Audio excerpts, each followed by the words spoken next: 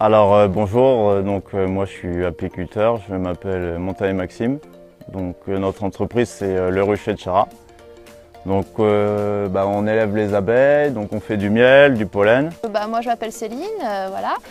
Du coup ça va faire 3 ans que j'apprends l'apiculture avec mon mari et du coup aussi moi ça fait aussi 3 ans que je me suis mise à cultiver des plantes aromatiques, des fleurs comestibles. Je suis vraiment passionnée pour la nature. À la base, comme j'ai dit, je travaillais dans les bureaux avant, j'étais responsable d'agence, puis du coup ça me plaisait plus vraiment. Et là je m'épanouis vraiment là-dedans. Et donc là on a redébuté tous les deux il y a 3 ans et donc on a plein de projets et voilà, c'est en cours quoi. Oui, enfin, je pense. Après, c'est ce qu'on voulait aussi parce que c'est vrai que maintenant, se baser juste sur un seul produit, c'est compliqué. Du coup, on n'est pas sûr. L'agricole, c'est pas sûr par rapport à la météo, par rapport à plein de choses. En plus, les abeilles, comme vous pouvez voir, il y en a beaucoup qui perdent beaucoup de ruches. Donc, c'est un peu stressant. Donc, du coup, on s'est mis à faire du safran. On a planté à peu près 400-500 chênes truffiers, je sais plus exactement. Et puis, les tisanes, moi, ça m'est venu vraiment il y a 3 ans à peu près. Et vraiment, c'est cette année-là qu'on commence un petit peu à les commercialiser et puis voilà, donc c'est vrai que ça fait plusieurs rentrées d'argent parce que le miel, c'est vrai que faut faire attention à pas tout perdre, quoi. C'est ça aussi qui fait peur, quoi, quand on n'a qu'une seule activité, quoi.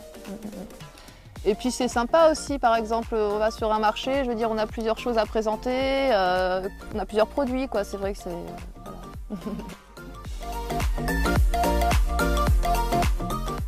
Ouais, moi j'avais fait des études agricoles, mais pas du tout dans le but de devenir apiculteur en fait. Au départ j'avais une ferme en Dordogne de 3 hectares et on avait des arbres fruitiers et on est venu à prendre des ruches au départ juste pour polliniser on avait des pêchers, des abricots, des cerisiers, des trucs comme ça.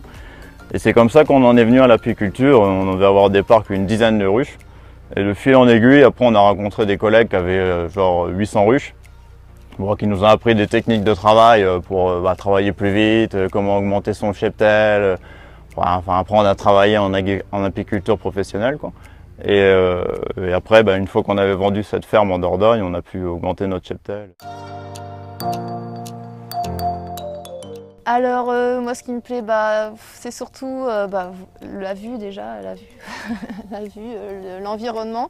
Ce qui me déplaît plus, c'est tout le travail informatique, parce que je fais mes photos et mes étiquettes toute seule. C'est vrai que d'avoir travaillé dans les bureaux, l'informatique, c'est pas négligeable parce que c'est vrai que ça a un coût énorme, les étiquettes. Par exemple, pour faire ça par un designer, je sais plus combien c'est, parce que je voulais quand même, je suis assez maniaque, donc je voulais quelque chose qui sortent un peu, qui ressemble pas à tout le monde, quoi, voilà, qui sortent un petit peu de l'ordinaire et puis quelque chose de joli, j'aime bien ce qui est classe.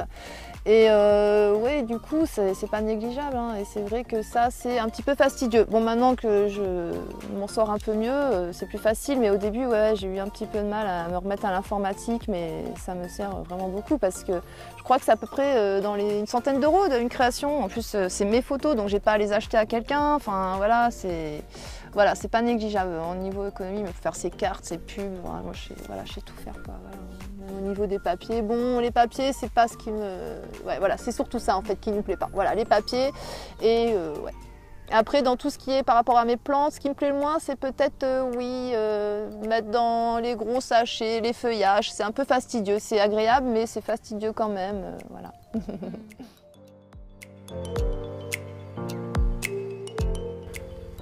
Moi je trouve que souvent les agriculteurs on les blâme un peu à tort, quoi, parce que les gars ils font leur travail, après souvent ils s'en prennent plein la tronche par rapport aux produits chimiques et tout, mais eux, le problème c'est que la coopérative qui leur achète la récolte, en fait ils leur vendent un package, c'est-à-dire que si tu sèmes pas, que tu mets pas les produits qu'ils te proposent, ils t'achèteront pas la récolte. Donc après tu te retrouves avec du blé qui est invendable parce qu'il est sale, et quand tu es en conventionnel, si c'est pas propre, la coopérative ne te le prendra pas. Donc en fait les paysans ils sont dans un système où tu peux pas... C'est le système en fait qui n'est pas adapté pour pas qu'ils sulfatent ou ce genre de trucs, quoi. Après à un moment donné ils sont pris à la gorge par des à part tout un business de vente de produits et tout, quoi, qui fait que si tu mets pas ça, t'as rien, quoi. Je pense qu'ils sont... Alors je parle de ceux qui sont en conventionnel, les grosses structures.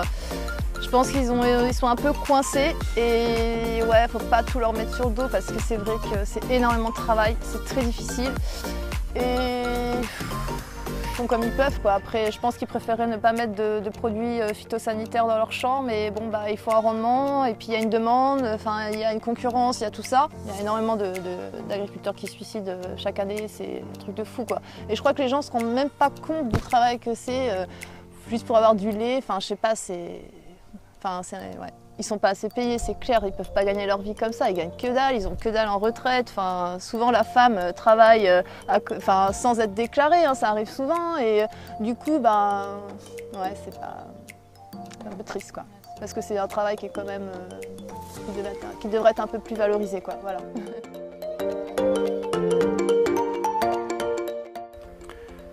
Moi je pense que pour l'agriculture de demain, moi je pense que ça va plutôt partir sur des gros business à l'américaine, mais c'est encore un truc qui n'embauche pas de personnel et tout ça, alors qu'il ferait une petite agriculture plus locale et qui permet d'embaucher avec des petites structures où au lieu d'avoir un paysan seul avec 200 hectares, il faut mieux avoir 10 paysans qui ont 20 hectares, qui font un peu comme moi, un peu de fruitier, un petit peu de maraîchage, un petit peu de tout, qui permet de faire vivre beaucoup plus de personnes à l'année sur la même exploitation, de créer beaucoup plus de chiffre d'affaires et puis de revenus à la rigueur.